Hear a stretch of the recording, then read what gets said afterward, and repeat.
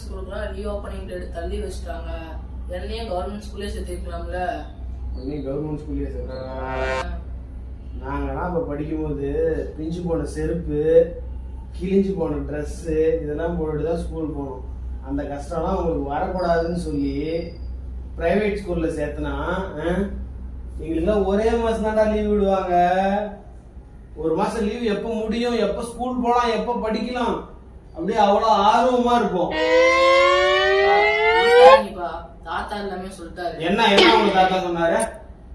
ஒரு நிமிஷம் இருங்க, அப்படியே பிளாஷ்பேக் வாங்க. பிளாஷ்பேக்.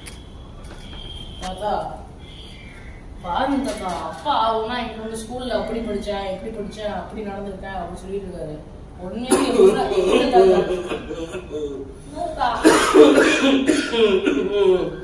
யாரு உங்க அப்பனா?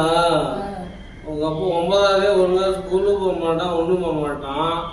அழுதுகிட்டு வீட்டுல உட்காந்துட்டு இருப்பான். அவன் எங்கடா ஒழுங்கா படிச்சான்? ஒழுங்கா போய் போட பா எப்படி பிளாஷ்பேக்? ஐயோ